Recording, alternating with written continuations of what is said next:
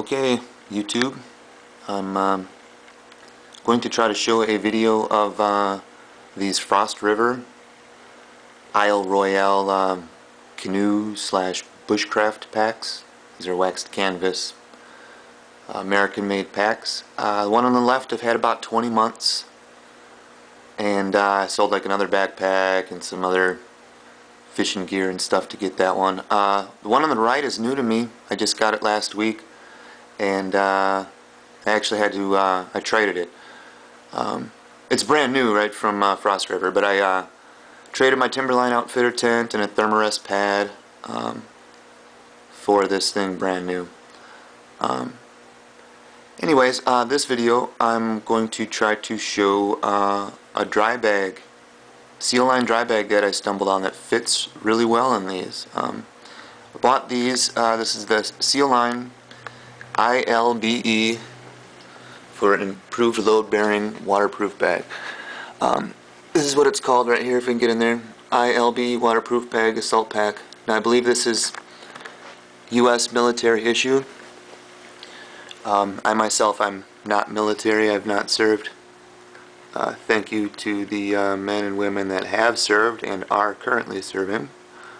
So if you're interested in this, that NSN number right there, what is it, 8465-01-560-6727, plug that in any Google search and you'll find out what this is, where to get it.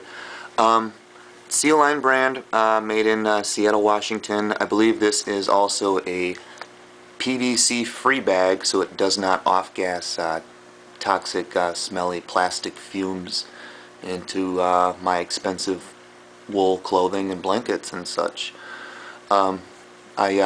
I'm sensitive to plastic smells. I just think plastic smells pretty gross. Most plastic bags, I can smell them, and this does not have any of that funk to it. Anyway, so let's get to it. Let's show you this bag right here. It seems, maybe at a distance, it seems way bigger than my Frost River, but that one of these is currently in here, all loaded up to about 80% capacity. So let's get to it. I'll show you what I'm doing here. I'm not going to show or mention too many specs about these Frost River Isle Royale packs because all that information is already on the internet. There's already been videos done with guys that have done really good jobs showing you all the details.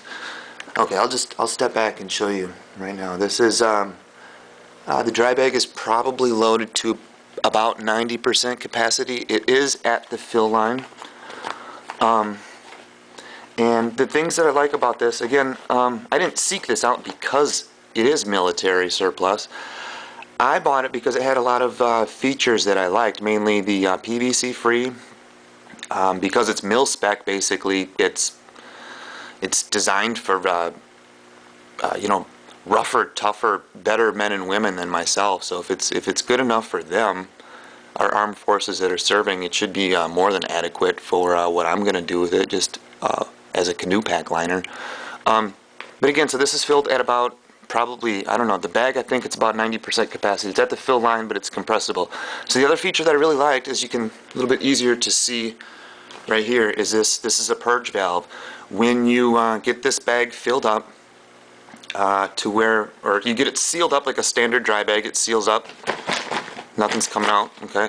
Then when you put it in the liner, or in the pack here, you turn this to open and you squeeze the air up to just where you want it, close it up, sealed up solid. Supposedly, I've not tested it in the river yet. I'm not going to intentionally toss my bag in the river, but I've read reviews where guys have said that they've floated theirs downriver and nothing's got into it. But again, it is, most of the reviews online, it seems like people are just using these bags on their own.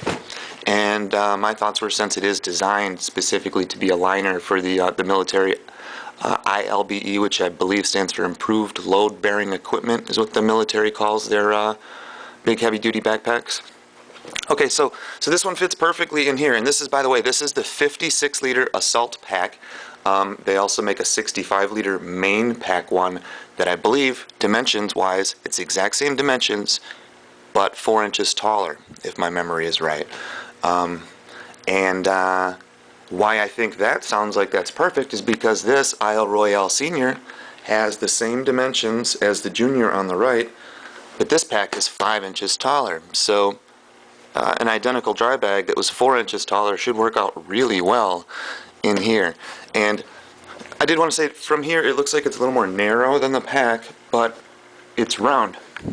As it smooshes in your pack, it fills this out. It's a near perfect fit. But I don't think there's much else I wanted to show you here, but to get in here, apologize for the poor video, but yeah, it's got all the instructions right here. Instructions for waterproof use: load contents evenly below max fill line, turn valve to open, fold the top of the bag at the space between the two black strips, continue folding tightly to max fill line, clip together buckles, squeeze the air out of the bag, turn your valve to close, and you're good. Hand wash with mild soap and warm water. Do not machine wash. Air dry only with bag open. And that's it. Made in America. Doesn't have any of those funky PVC chemicals getting in your expensive clothing. And it fits perfectly. That's that max fill line that I mentioned. That's about where it's at right now. Just a few inches above this part of the bag. Again, this is probably at approximately 85% full or so right now. This is the one with the orange liner. I guess the main pack that's the 65 liter does not have the orange liner on there. That's one way to tell them apart. The larger one should have a slightly different NSN number. But here, as an example, there's nothing in here but just air right now. It's sealed up and nothing leaks out. If nothing leaks out, I don't think anything's going to get in. And when I open that up,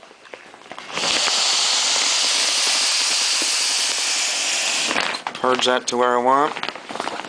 So essentially, I didn't buy this because it's military or any of that. It's a standard, high-quality, American-made, PVC-free dry bag that happens to have a kick-ass purge valve that I've never seen on any other dry bag. What's not to like, right? Any questions, comments, or any of that stuff, I'm not able to respond to my YouTube account anymore because I never signed up for that Google Plus Facebook stuff, and I'm not on Facebook either. But questions, comments, you can still leave that stuff below. Maybe there'll be other viewers that will help answer your questions for you. Okay, thanks for watching.